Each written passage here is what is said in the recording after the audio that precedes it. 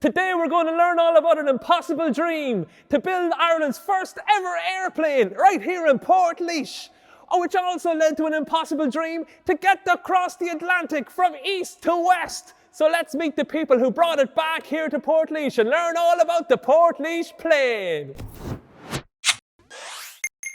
So we're here with the Portlaoise Plane, and I'm going to talk to Teddy, who's one of the main men who managed to bring it back here to Portlaoise. Thanks so much for having us here today, Teddy. You're welcome, Dan. So can you tell me a little bit about this plane?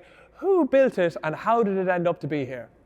Yes, well, in Portlaoise, which was known as Marlborough at the time, about 110 years ago, there was a family of engineers here, and scientists as well, called the Aldrets, father and sons.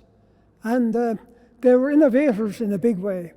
They built the first motor cars in Ireland, and they were involved in some of the major engineering projects at the time in the country. So they were kind one of their projects, Dan, yeah, was building Ireland's first airplane. Okay, so this was Ireland's first airplane. This is the first airplane that was built and flown in what is now the Republic of Ireland. Fantastic. It's a really fascinating piece of stuff. Can we go around here and have a look at the Sure, wings? Dan, yes. So Teddy tells me that there's something very unique about the wings of the Portlaoise Plane. Yes, well, airplanes in the early days were built almost entirely from wood. So the builder of an airplane had to be very, very proficient in the art of woodwork. And we were lucky enough to have a local here by the name of John Conroy, who was a master carpenter.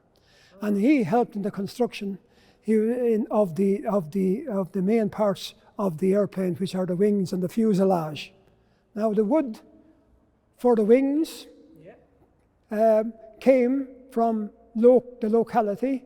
There are 4 spars of bamboo, and the bamboo was locally, it was acquired in a big estate in Ballyfin, which is about 5 miles from Portlaoise. And it's quite unusual, in fact unique in airplanes of the time. And so this is where innovation comes in, really, isn't it? And I have had numerous aviation experts down, and they said not only is it unique, but it was a marvellous, marvellous piece of work. And it was ideal for what they were at. Fantastic to see that it's made from bamboo grown in Ireland, Irish bamboo. Bamboo grown 5 miles from the town here in Portlaoise. And of course, at the time when it was being flown, this would have all been covered with a canvas to give that sort of lift that we would have needed. At the moment, we leave it off so that we can see the structure here, but we would have had that canvas here, because that's how the plane takes off, right? It needs lift. What they call lift and drag. One is lift to get it up in the air, and the other is to hold it back when it's coming down. So that has to be controlled, and it's controlled by what is known as wing warp. Okay, and so did they control it from the cockpit? So it's actually controlled by the pilot. Will we go and have a look? Sure.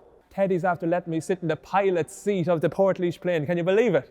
So, Teddy, what do these controls do here? What does this one do? Well, that one controls the rudder, which is the tail, as you can see there, and the other controls the wing warp.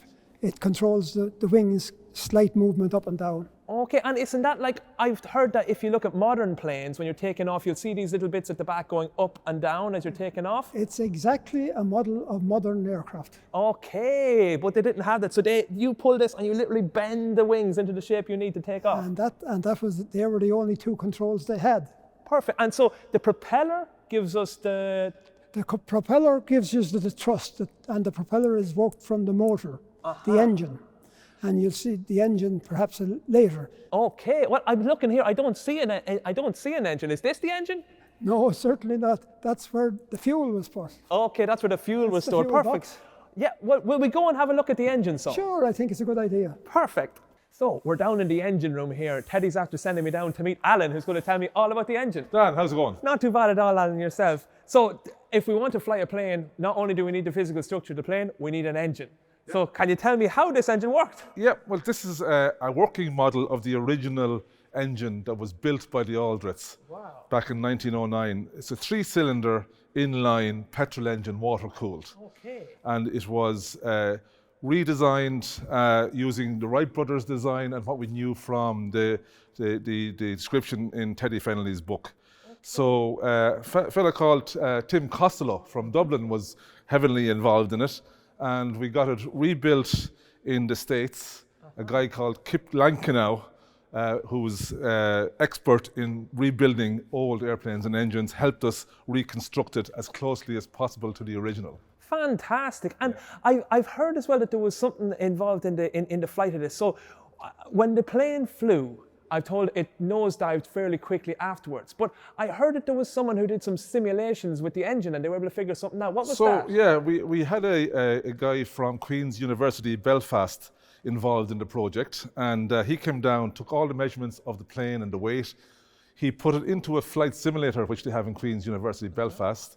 And on the flight simulation, the plane took off and nosed over exactly like we heard in the original story. So what he did was, he moved the center of gravity a couple of inches backwards, which in other words, he moved the engine weight a couple of inches back. And when he went and flew it again in the simulator, it took off and flew around, and we have that video footage to show the plane actually could have survived, could have flown perfectly. Fantastic. Well, that's amazing. Thanks so much, Alan, for filming in onto the engine side of things. And I'm going to go back, have a little chat with Teddy now to wrap things up. Dan, no problem. Thanks a lot. So, Teddy, I got the whole lowdown on the engine from your colleague down in the engine room there, so I know all about that. But I thought we'd have a little bit look here to see how the body works and what sort of size this is here from the back. Yeah, well, it's quite big for the period, actually, Dan. From the propeller to the rudder, 31 feet. And the wings are quite expensive too. The span is 38 feet. So it was quite big for the period. Okay, fantastic. And I'm really curious about how you actually got this plane here and the story behind that and what sort of condition it was in when you found it. Yes, well, it's a very interesting story because the Aldrich, having tried to get the airplane in the air for a certain length of time, they had intended to improve on the model, but things didn't work out because the grandfather, the man who was responsible for actually the plane itself, died in 1913, shortly after the first attempted flight. And of course, the First World War started in 1914, so the Aldrich suspended it. It was taken apart, and the skeleton of the plane, which would be the fuselage and the wings, as you see them there, they were hanging in the rafters of the workshop for 60 years.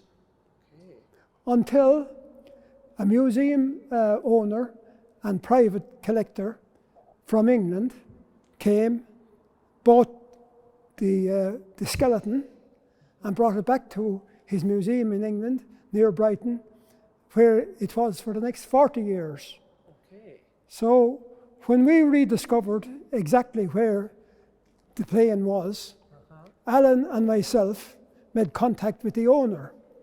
We went across on a number of occasions. He's a collector, not a seller, but we convinced him that the rightful place for this plane was here in Portlaoise. Fantastic. So he agreed to sell it, and we brought it back here, and we were lucky enough, very, very lucky, to get one of Ireland's finest restorers of old aircraft, Brendan O'Donoghue, and a companion of his, Johnny Malloy. And these were two experts in their field. Well, that's a fascinating story, Teddy, but I'm a little bit sad that it only ever got to fly once in its entire life. Did anything more come from it, or was that the end of it? Yeah, well, as I have explained, the circumstances meant that it was only given the one trial run. But in its creation, in its the building of it, there was a young schoolboy. His school was right next door to where the Aldrich had their workshop, and the young schoolboy more or less fell into the workshop one day, and Mr. Aldrich invited him in to have a look at what they were doing. So when he went in there, he saw that this was what they were doing, an airplane. The word was hardly known at the time, and here he was, right in the middle of this as a young schoolboy, and his name was James Fitzmaurice. Now, James Fitzmaurice got an interest in aviation from being involved with Aldrich's airplane. Not only that, he went on to become the Commander-in-Chief of the Irish Air Corps. His great ambition was to fly the Atlantic from east to west, from the European side to the American side, which was considered impossible at the time. But Colonel James Fitzmaurice, as he was then, with two Germans, they flew a plane called the Bremen, a German airplane, across the Atlantic on the April the 12th, 1928, and so Colonel Fitzmaurice has gone down in the international history books for one of the greatest achievements in aviation. That is fantastic, and it started off with him helping to build this airplane that we're looking at right here. Precisely, Dan. This is where he got his inspiration. So look what comes from small things. That is fascinating, and I hope some of the people at home watching get inspired to do something similar. And if you're interested in engineering or science, you can tinker around at home. Maybe you'll build an airplane, maybe you'll build something different, but I'm sure you'll build something great. So thanks so much for tuning in, guys. Thanks so much to Teddy and Alan, and we're looking forward to seeing you on the next episode. Bye-bye.